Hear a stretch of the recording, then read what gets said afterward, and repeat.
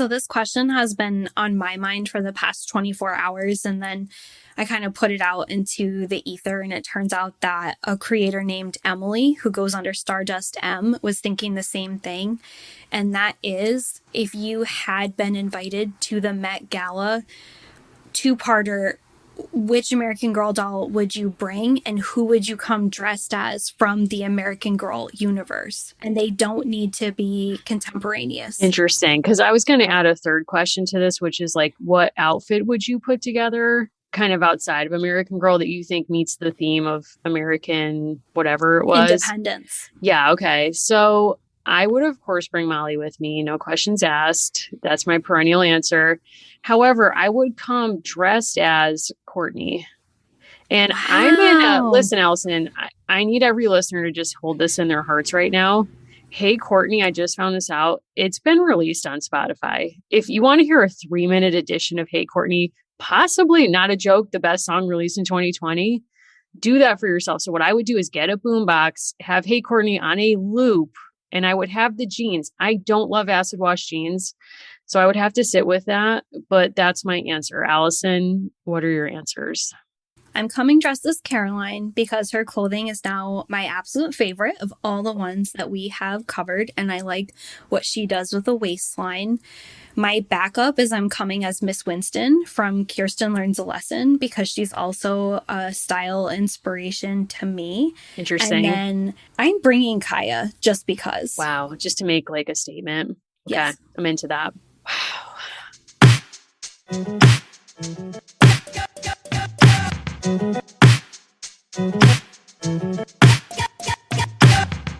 I'm just thinking. I mean, do you think it's bad if you show up with like jeans with a denim shirt and then a jean jacket, but they're all 3 different styles of denim, if you know what I'm saying? It's not bad, but it's not right.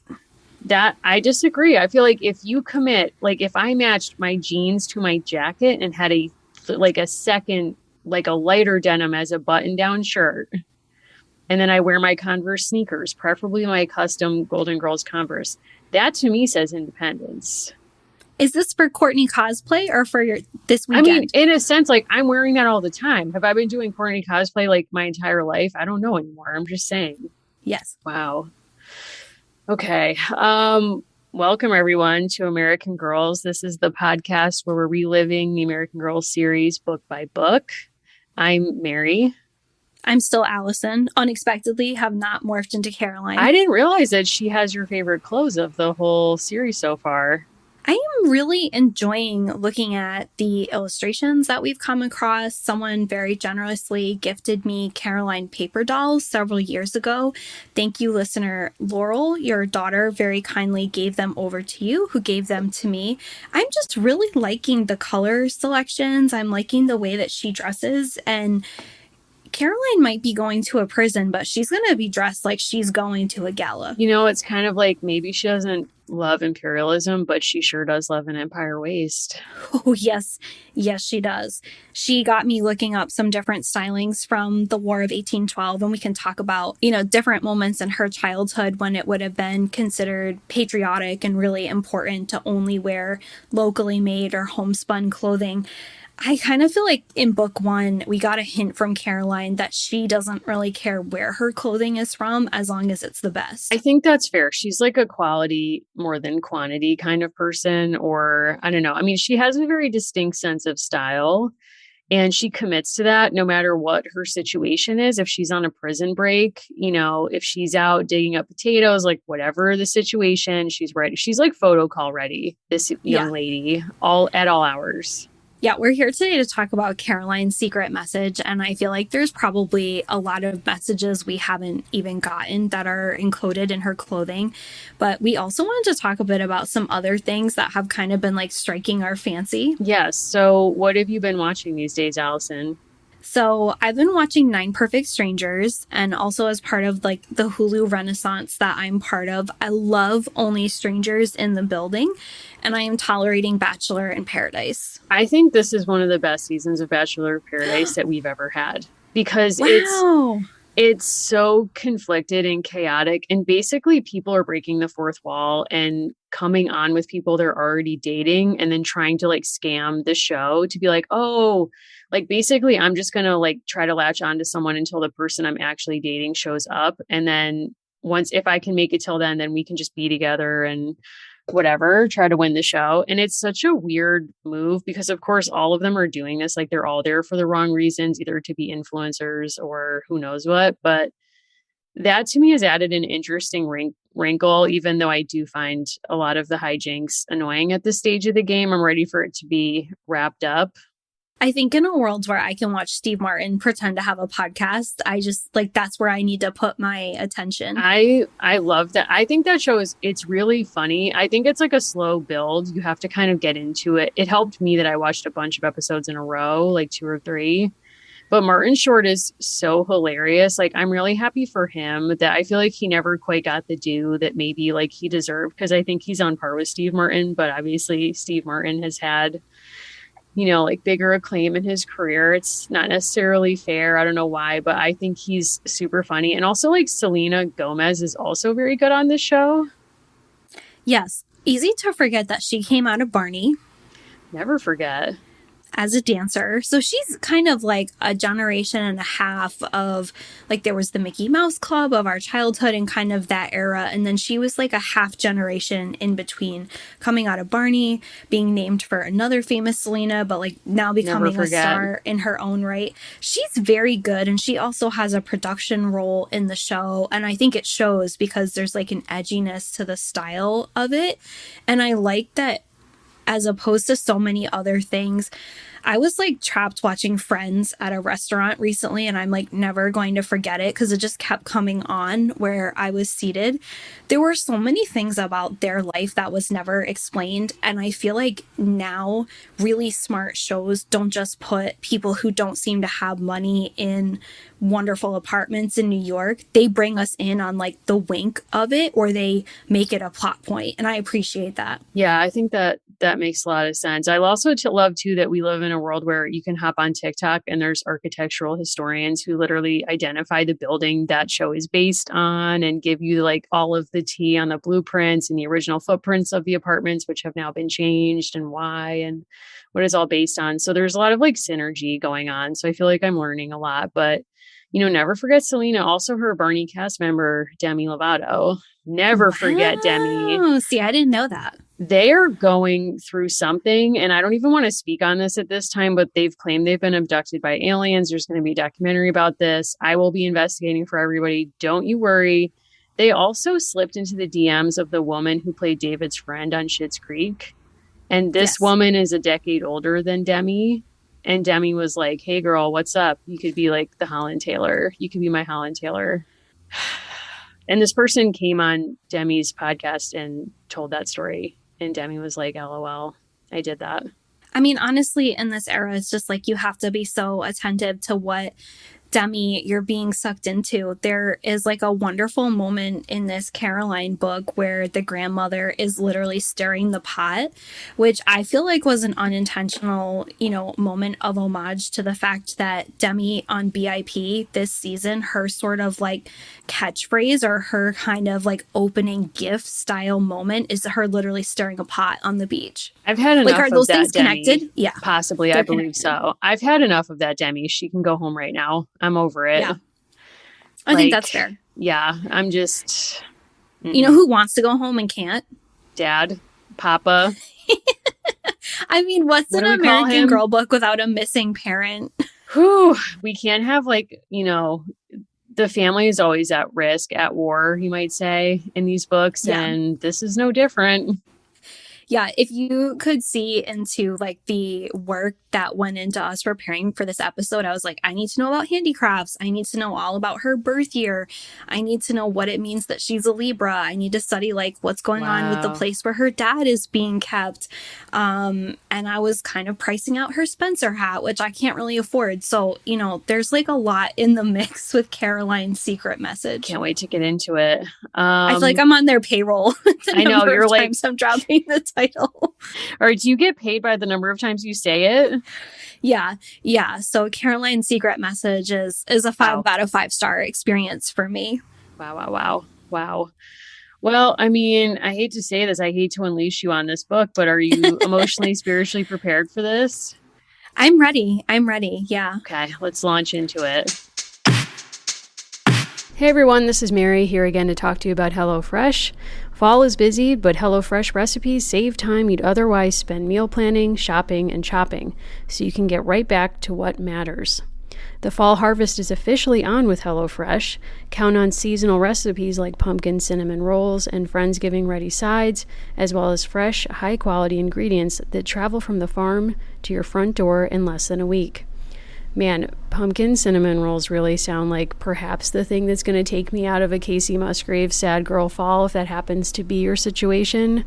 Fortunately for me, I'm at least okay this week, in large part because I try to make sure to do things with people I love and that kind of take me out of myself. And one of those things is actually cooking. I'm not hugely into cooking, but I do like to spend time with Anna putting together dinners just like the ones offered by HelloFresh. They can be things that help save time, but also create that nice quality time. So go to HelloFresh.com/AmericanGirls14 and use code AmericanGirls14 for up to 14 free meals, including free shipping. Go to HelloFresh.com/AmericanGirls14 and use code AmericanGirls14 for up to 14 free meals, including free shipping. So it's important for folks who've been with American Girl for a while or with us for a while to know that with the Kaya books, also, there was a difference in format, right? It didn't exactly follow the 6-story arc that are from the earliest books. This is the same. So this is a combination birthday, rescue mission, lesson story. Caroline and Mama make a dangerous trip across Lake Ontario to a British fort where Papa is a prisoner. When Mama isn't allowed to see Papa, it's up to Caroline to pass a secret message to him right under the nose of a British guard. Caroline hopes desperately that Papa will be able to use the information to escape, but can she get the message to him? And if she does, will he understand it? When Caroline and Mama return home, all they can do is wait and hope. On Caroline's birthday, an unexpected gift lifts her heart. How much did you think the gift was going to be the dad? I really thought he would return, but Yeah. I think like the Addie book sort of prepared us for that like the return of a parent could be presented as a gift and you could expect that kind of reunion. Also, Molly's books, like so many books have brought dad back as a kind of present. Louisa May Alcott did it first. I think like Louisa, I also erase her dad and any fictional dads that she creates. So I think it's okay that I forgot that. But, you know, there is a lot of that going on. I really thought that was going to happen here. Yeah. And to be honest with you too, like we have seen a move in this book in several other stories. Of course, once again, we're relying on someone who's under the age of 12 to make a map. We have seen this twice before. We have seen this in the Josefina story. We have seen it in Felicity's Save story. And here we are once again. I want to say this. I want to say maybe favorite reviewer called this Chekhov's needlepoint, which is hilarious. Oh my Katie God. on Goodreads, we love the work that you do. We see very early on in this story that Caroline is like very deep at work on a certain embroidery project and that she's very invested in it.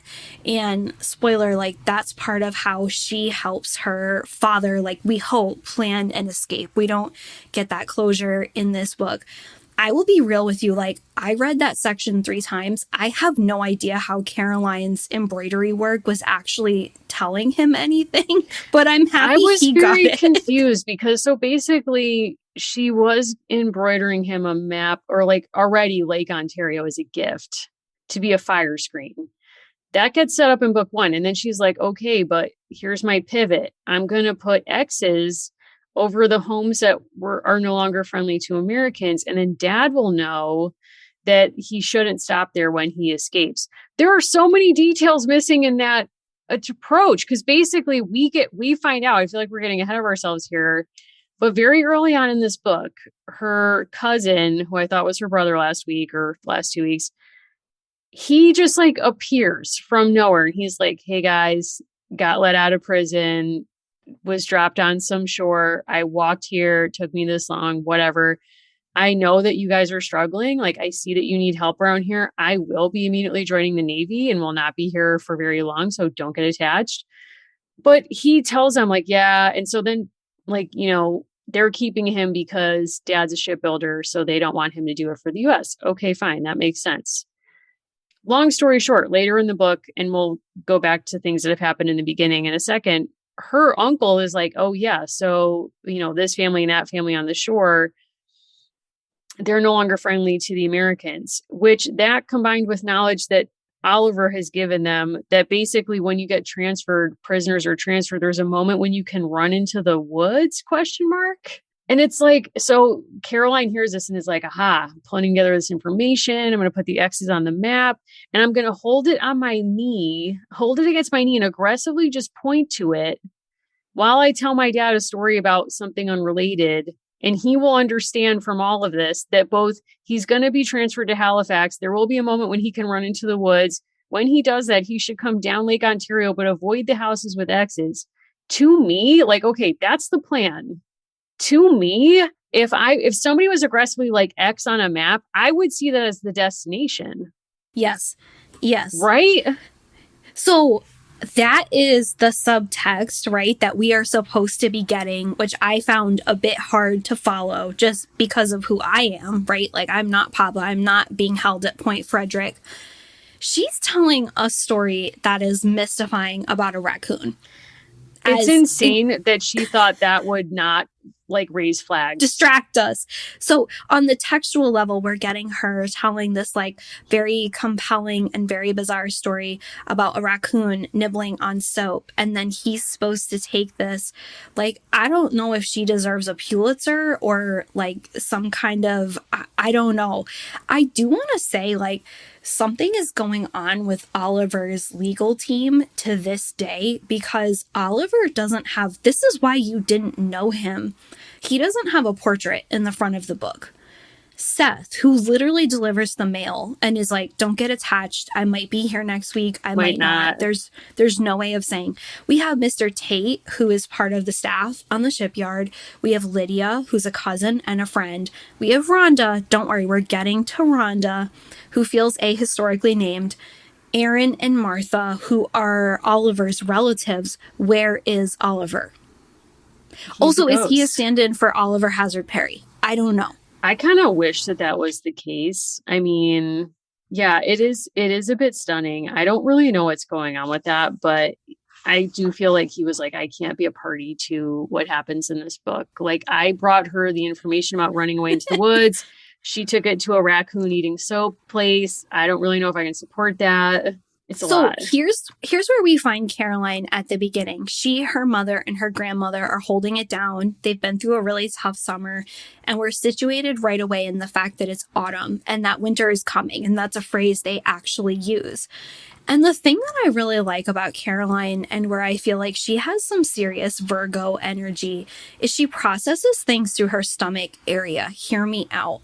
Caroline has this moment where she's exasperated and the line is, the war might last for years, and she's getting very nervous.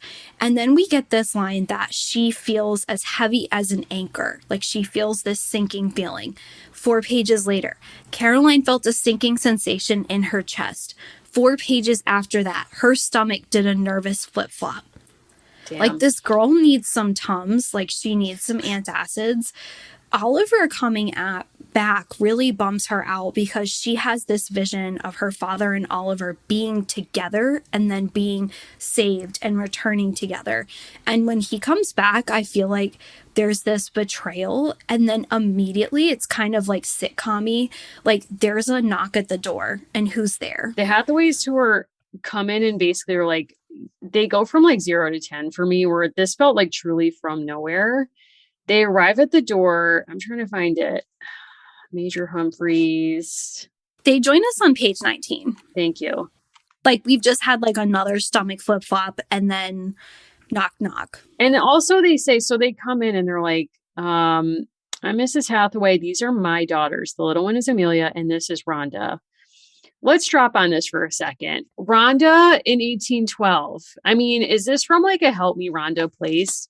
Is this author a Beach Boy fan, and this is like the Easter egg that she gave herself in the series, that she was like, I'm working in a reference to Rhonda if it kills me. Yeah, Rhonda was a shock. The other thing about Rhonda is, again, these stories, honestly, to me, feel very similar to Molly's, where there is a war on, dad is missing, and new people, and specifically a kind of like built-in friend, are dropped into the narrative. And people are surprised when the young girl protagonist doesn't immediately want new people in her life. Also, it's like, it's impossible to imagine the scene, or like to bring yourself to the moment before they knock on the door for the Hathaways, where it's like the dad has sent Mrs. Hathaway and the daughters out, literally going door to door to find lodging. How many places had they gone before? And what excuses were they given where people were like, you could sleep on my floor. I don't think that's a good idea. I mean, basically, this woman gets here and she is in a desperate space. Before they can even answer like yes or no, she basically just says, like, we don't need a lot of space. She's like, even a small space would be welcome. Thank you. How are you supposed to say no to this? I mean, not saying they should, but like, and Caroline as an only child, this is a big adjustment. Yeah, and the fact that, thinking back to the grandmother's experience during the revolution, Serena Zabin's book, which is a family history of the Boston Massacre, does a really good job of talking about the up close and personal relationships that people had with soldiers, particularly British soldiers in Boston. And I kept thinking about that in this moment. Part of why Rhonda and the Hathaways are on the road all the time is their father is an important person in the military. And so they're kind of used to this, but it kind of seems like as his children have gotten older, he's checked out even more. And it's like, no, you're truly on your own to find lodging. To be fair, though, too, like they're willing to pay and they're willing to also do chores around the house. And I feel like this is exactly what mom has been looking for. Yeah, this is like the Airbnb solution that mom was probably up, like praying for every night. And grandma certainly was praying for most nights, I'm guessing. But I think this is a really good scene, too, because it allows clothing to tell a story in ways that words can't. So on the bottom of page 20, we see Caroline's eyes widened as Rhonda removed her cloak and bonnet. Her flowing, high-waisted green gown was trimmed with lace the color of eggshells. She looked elegant. Caroline glanced from Mama's sturdy work dress to her own skirt, which was splattered with mud from the garden. Had Rhonda worn that fine dress for long days of rough travel? So it's like these two have not even had a convo yet. And already Caroline's basically trying to read Rhonda, if you will. And it's an interesting moment because I think the first book sets us up to think Caroline is actually a person of privilege in her town, in her community. And her father certainly is respected and a person of privilege. We've seen the material culture of her room and her life, the rug, like never forget the cannonball rug. But I liked that moment, that juxtaposition. I also like that Caroline is curious about other people's skills in a way that feels authentically childish throughout this whole book, because later in her birthday scene, someone will offer to her as a gift to teach her how to make something. And even much earlier, when she and Rhonda are first kind of like getting to know each other, she's kind of thinking aloud, Rhonda knew how to make lace. Like, she's actually very intrigued by this. And I really appreciated in the first few chapters all the different drops of things that her mother and grandmother were doing that really ran the gamut from basic food preservation for winter to her mother just like really adeptly running the shipyard. And I think this book, like maybe like better than most we've read, has just really subtly given us a sense that, like, as you said before, it's a world of women just kind of running all these enterprises. And her mother, for all intents and purposes, is in that kind of third space of being a widow of sorts. And it doesn't feel clunky, right? Like, we're just learning about all these different types of skills that they have taken on. And let's be honest, like, Caroline still looks amazing. Caroline does still look amazing. Every illustration of Caroline, it's like she is camera ready, like 100 inch. Every woman in this book, I'm like, how are you all so beautiful in these conditions? Someone explain this to me. Yeah, the people who did these illustrations, it's a husband and wife team, the Paps, and they're from the Midwest. And they honestly, I think, like, in ways that we've enjoyed other kind of illustrations, they are so beautiful and feel so based on kind of the way people really look. Like they feel very realistic without being like overly, like cut and paste. Like some of the later covers for Dear America, like they are just cartoonified people. This still feels like a good illustration. Yeah, I think they're really beautiful. I also like how the book begins by comparing the approaching winter as itself a war or something, using martial language to understand the environment. And I think that that's something that's really grounding of if you want to transport us back in time, of course, we can never fully appreciate what 1812 felt like in Lake Ontario, but I think the primalness of like how much the oncome of winter would affect your ability to survive it and how threatening that would really feel to you. Like if I can't get the food in from the garden and everything else, like that's a very real fear to her, even as she's like 9 years old and is like, I don't want to keep carrying pumpkins into the basement. Like I'm sore. And then grandma hits her with an anecdote about the revolution. And she's like, okay, never mind. Sorry, grandma. Yes. I do also love that she's having this dilemma that kind of like lingers throughout the book, which is that she has two treats her grandma makes that she really loves. And I do feel like in a kind of classic Libra fashion, she refuses to commit to which one she wants. And then when her birthday rolls around, she's like extremely delighted that her grandmother also refused to pick and just makes her both. That was such a beautiful moment. And it's such a grandma move to be like, you can have whatever you want. Like, yes, we're in the middle of a war. Your dad's in prison, like whatever, but you will get both treats for your birthday. That was really sweet. I really liked that. We've also seen that with pretty much every American Girl where it doesn't really matter what else is happening. Like there could be super strict rationing. There could be cannonballs coming through. It's like, but what is going to come down on the table for my birthday? I mean, truly nobody knows. I mean, it's wild, but the food in this book is really interesting too, because you get really clear descriptions of what some of the meals are. And I can't remember the last time we had a description of an entire meal, possibly Molly. But on page 9, we get that dinner one night or an afternoon was fresh biscuits, baked beans, potatoes fried with chopped onions. Would you eat that? Yes or no? Would I eat the biscuits? Yeah. Would I eat the potatoes? I'm kind of like half and half. Like I'll take the carb and starch and the rest I won't. I think what I feel coming through these books a lot is the fact that the person who wrote them, as we mentioned last time, used to be a first person interpreter, used to work in living history, and is used to doing fact checking. So everything feels really textured and detailed, but I don't get a sense when I'm reading it, as you're saying, that it's just being thrown out there, right? Like people have hobbies that feel kind of real to them. And we hear over and over that Caroline really likes to do her stitching. And she says like it's something that she does when she needs to calm down. Page 25, when I'm worried, it helps. And this is of course like kind of setting down tracks for later events that are going to happen. But I kind of appreciate that there's like certain conventional things that Caroline likes, and then those overtures to things that would be kind of beyond her life, wanting to be a captain.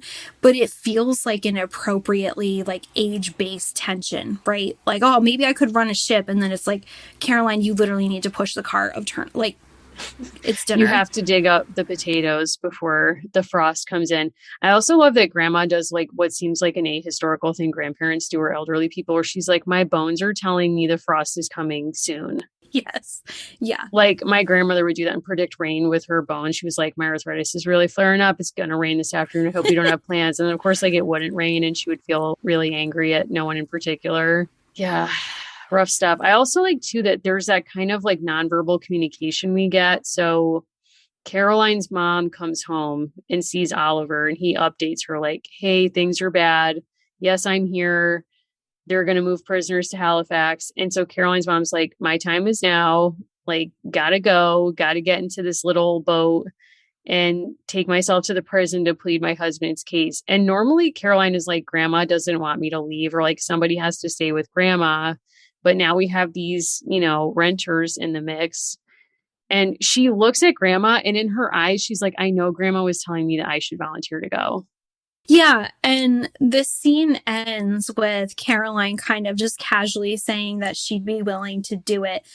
Please let me come with you. And her mom takes like a single beat and she's like, very well, you may come.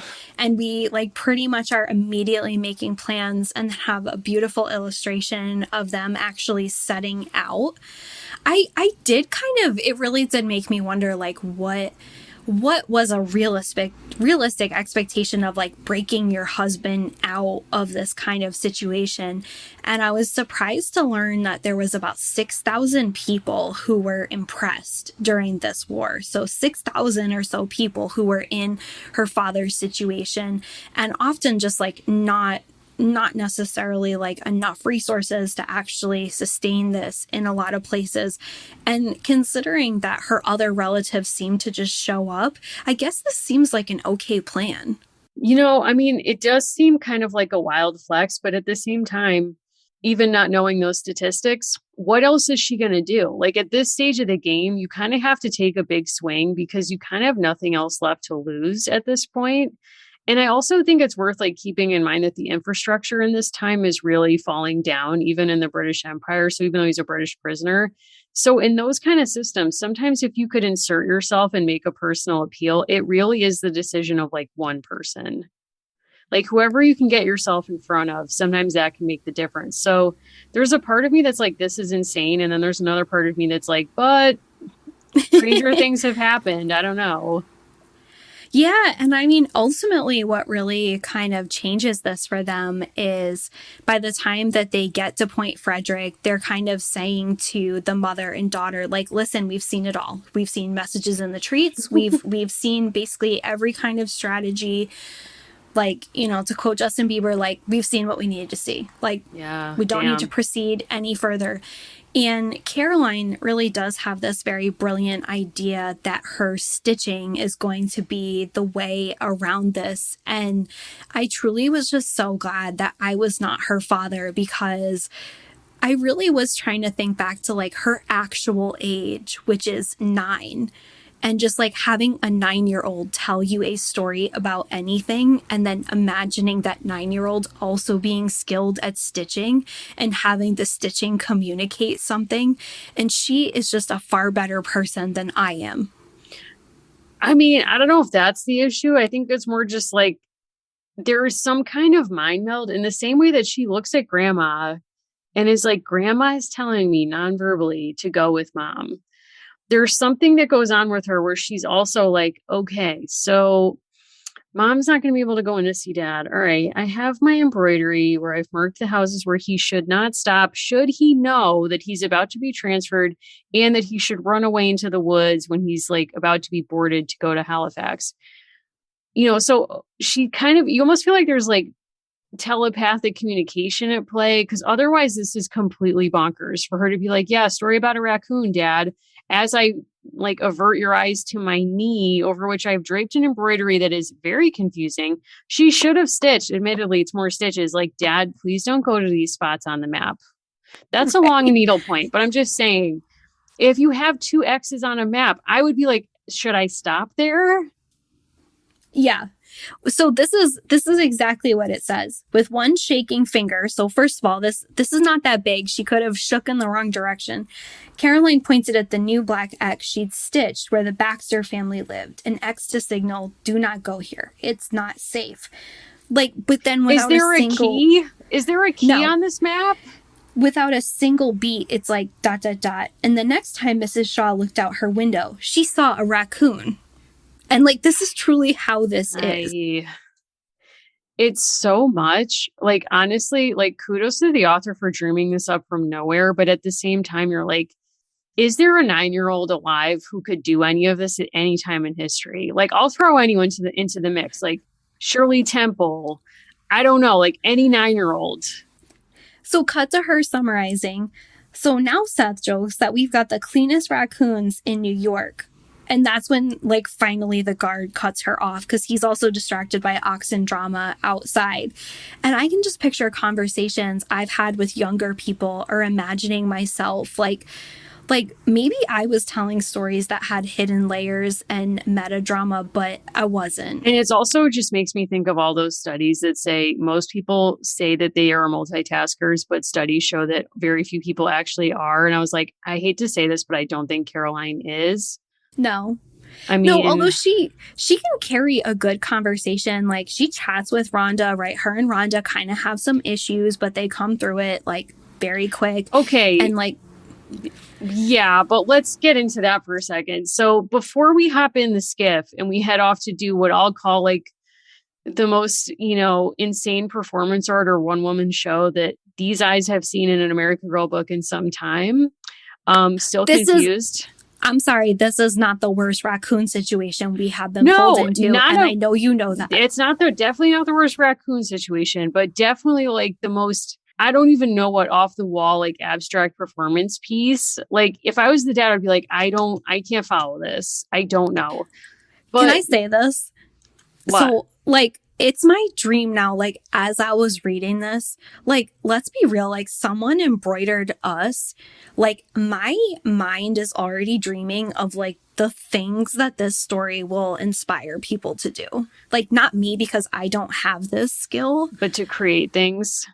Like, to create things, it's like, this honestly, like, is designed for, like, millennial crafty people to run with. I agree. We should have a Caroline craft show. Like, everyone out there, if yes. you're into it with me as a crafty kind of person, like, let's make some Caroline stuff. Let's see what we all come up with. That would be very fun, actually. I'll dress like Caroline. Okay, we'll accept that. I feel like you're going to do that no matter if the craft show happens or not, and we support that.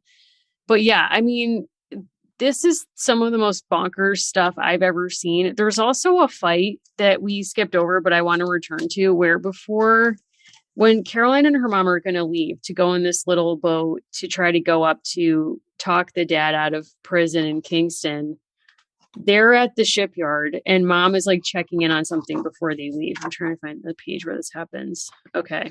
And Rhonda, like, and her family walk down to the shipyard to kind of see them off, which is sort of weird, but like, whatever. And basically Rhonda starts to kind of flex on, Caroline perceives it as her flexing on her about how pedestrian Sackett's Harbor is as a town and all of this other stuff. And she says, like, this, Caroline's showing her around and says, this road leads to the marketplace and the harbor. And she points around. Rhonda replies, it would be hard to get lost in such a tiny village. And Caroline's like, like she's making fun of this place, like my home. But where things get really crazy is on page 28 or 29. So Mr. Tate's there. He's a very lovable, sweet man. And he's basically like, I already know what I'm going to get you for your birthday, girl. And this is on 30. So he leaves. And Caroline's like, wow, Mr. Tate knows what mom and I are about to try to do. Like she's picking up on that and processing it. And Rhonda enters the fray and says, I heard Mr. Tate say he's coming to your birthday dinner. He must know your family well. Caroline turned around. Mr. Tate started working for Papa before I was born. He looks out for Mama and me. How nice that you have someone to take your father's place, Rhonda said. And this like sends Caroline to another level where they like actually have a fight.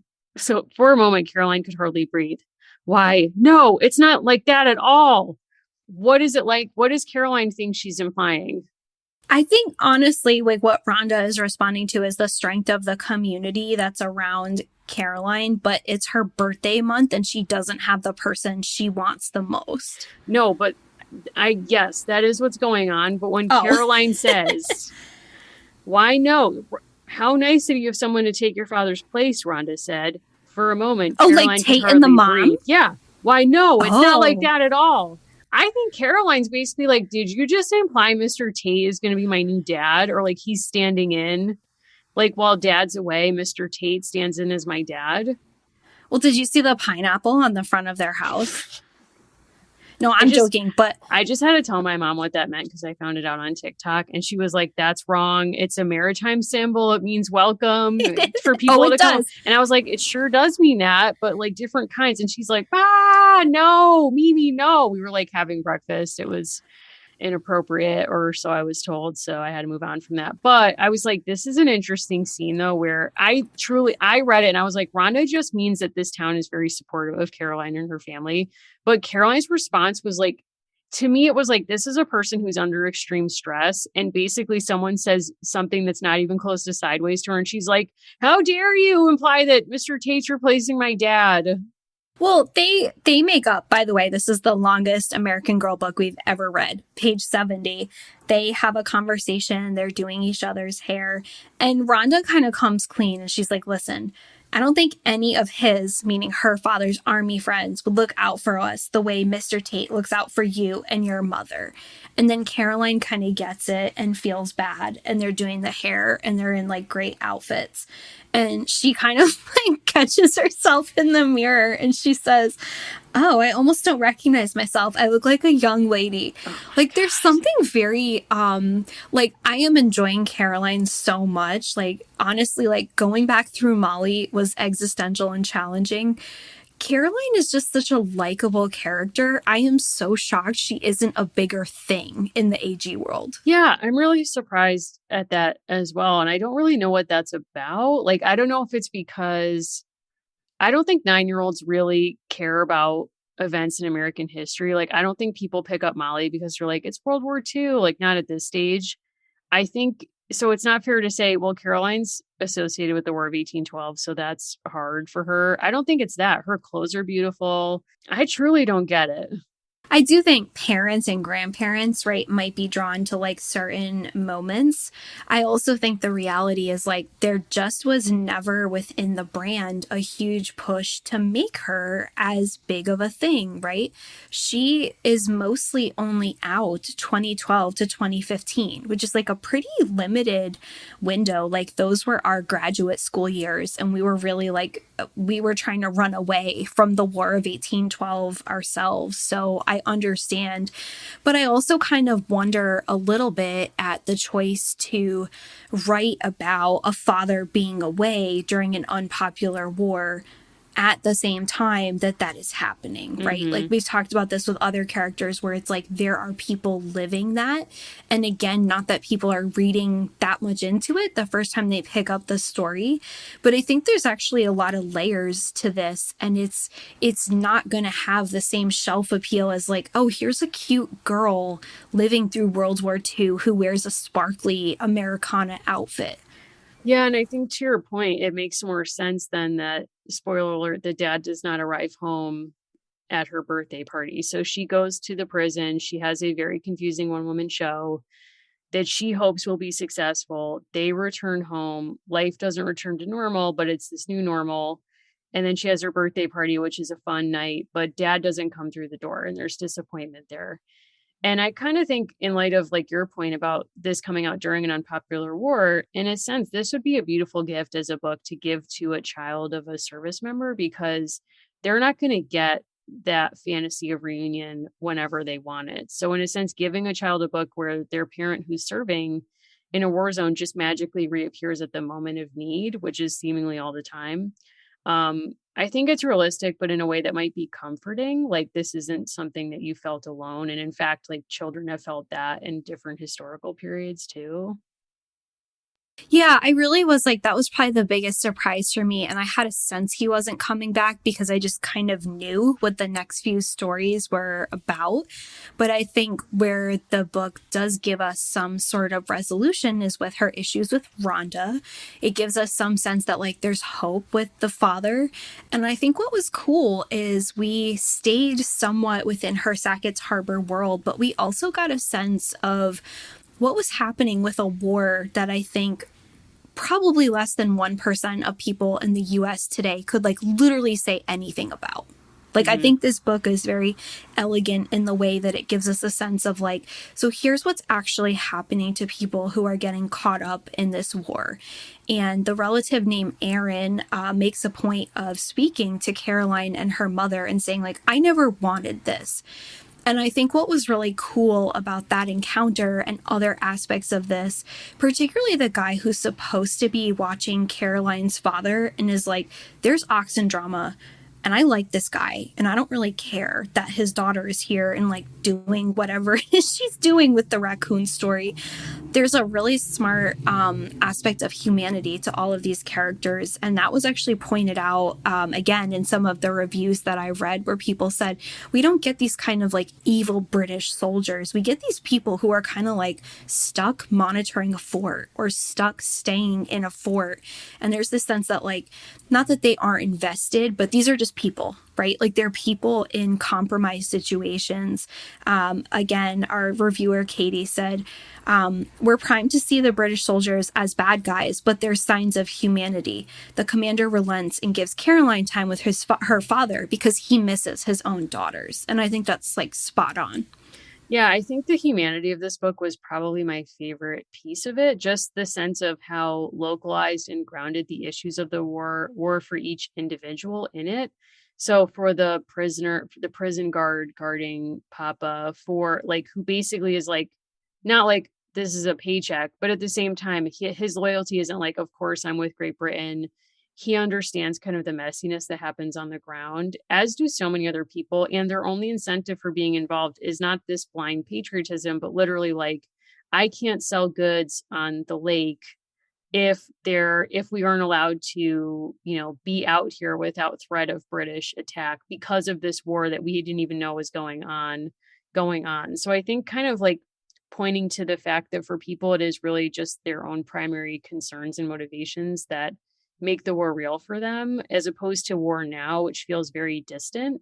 After 9/11, which we just celebrated a commemoration of, people had a slogan of like, some of us went to war and some of us went shopping, which has, obviously like been critiqued on a deeper level since then. But I think there is some truth to that you can live your life and not have any relationship to whatever wars we're fighting at any particular time.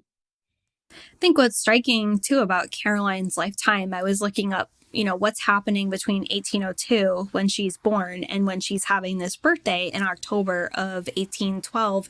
The reality is there's also a ton of wars that have this kind of amorphous or indirect effect on the young United States, basically her entire childhood. Like looking at specifically things that happen in 1802, just thinking about kind of like, there is the rise of Napoleon. It's the same year that Toussaint L'Ouverture is actually like evicted from Haiti. Like there's all these different things that are happening. Also, she is born a few months after Lydia Maria Child. Like she's really part of this kind of like first generation of Americans, notably right after Martha Washington dies.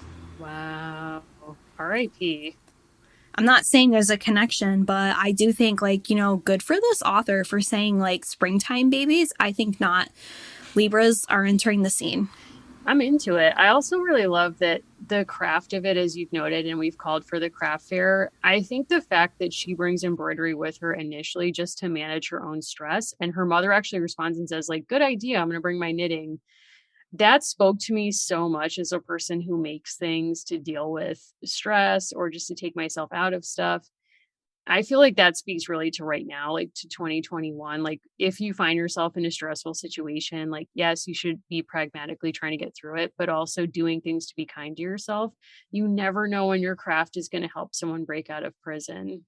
And I just want to remind people of that. But I would also recommend, I know I've recommended this book before, but it's called Men by Making. And if you want to try your hand at embroidery yourself with no experience, which I also have very little, that's a book that these Irish authors put out where they interview different craftspeople and different specialties, and they teach you how to do an introductory project, but they also write really beautifully about what making things with an eye not to being super skilled, but just the act of making something can do for you, especially in stressful times, which I think these definitely count. So just throwing that out there, you could get that book, get into it, make something for our Caroline Craft Show. Very excited for that now.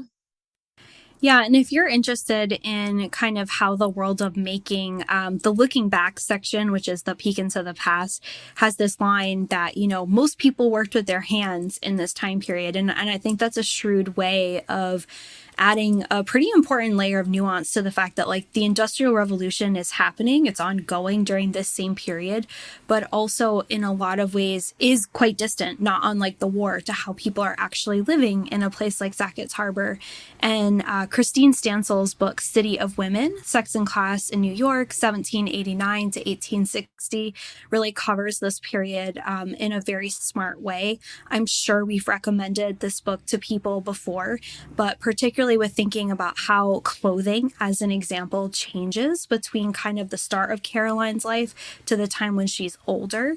We'll recommend that. Also going to post a link. I found a great exhibit online about kind of what she would have read coming of age in this time period. What kinds of books would have been really part of her lifetime by Library of Congress. They weren't thinking of Caroline specifically, but if they had been, it's like right on the nose. That's really interesting. Speaking of things she would have read or not, I was kind of wondering reading this book, is this a book where we really feel the absence of religion? So if there's a crisis in the family and a crisis in terms of wartime, is this a moment when the family would be turning to religion at some point to make meaning of this? Or, is that something that would be in the book, but was not because of just the considerations of the brand, not wanting to limit anything? We had references in Samantha's books to her going to church because we'll remember iconically she, I think, put all of what's his name's pennies into the collection plate. But I don't know. I was thinking about that in this book. Well, Addie's world is so faith-based, right? Yeah. When Addie becomes a free person. And Connie Porter did a lot of research specifically into like the churches that Addie would have been going into, and that as part of her network to freedom.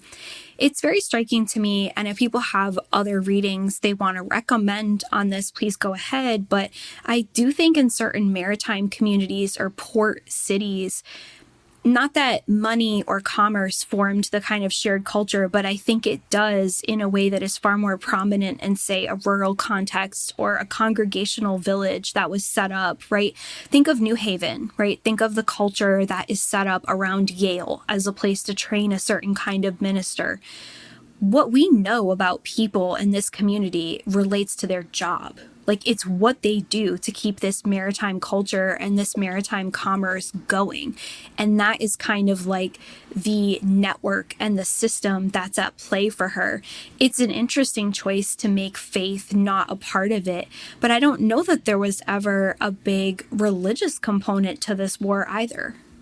I read something, I don't know if people can write in about this, but that basically there was some contest in religion or conflict over whether they could support war itself, different sects, but also some reticence to go against the British when they were the last remaining hope of checking the Catholic power of the French. So, I mean, but I wonder, like, again, that's kind of, as we were saying before, like, I like how grounded this book is into like the actual real world concerns of these people that are real world stakes for them in the war. Is that a real world stake, or is that more something like someone at the top of a religious hierarchy would be interested in those questions? But really in your day-to-day life, you're like, yeah, whatever. I don't really know. Like the threat of Catholicism isn't like a life or death issue for me at this time.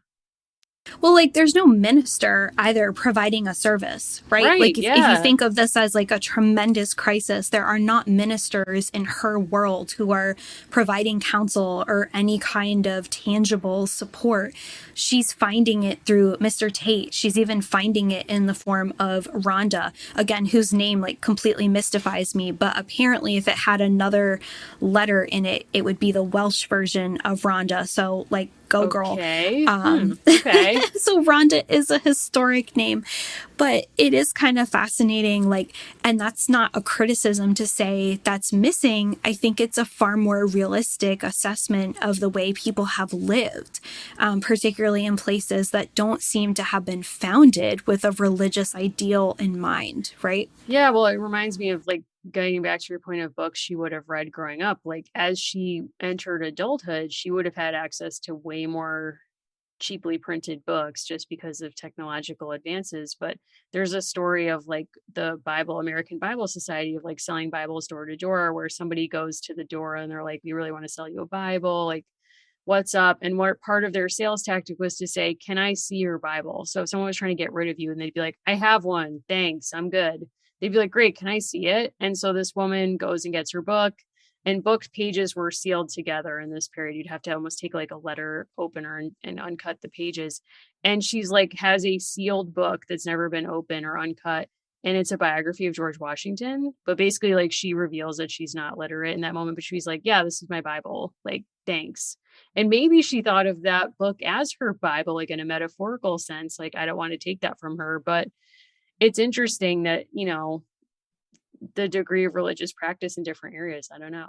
I'm not an expert on that. I don't know. It was like, it's a credit to this book that it made me curious about that. It's not a criticism. It's just. No, and like, because we didn't grow up with Caroline, like, right, we're not attached to like a certain idea of Caroline, and it sparks different questions for me. Like, I went looking for the books of her lifetime because thinking of her in the next few years, one of the, you know, like, more widely read things would be History of the Expedition of Lewis and Clark, like, right, like kind of making a certain case for what the US is going to be.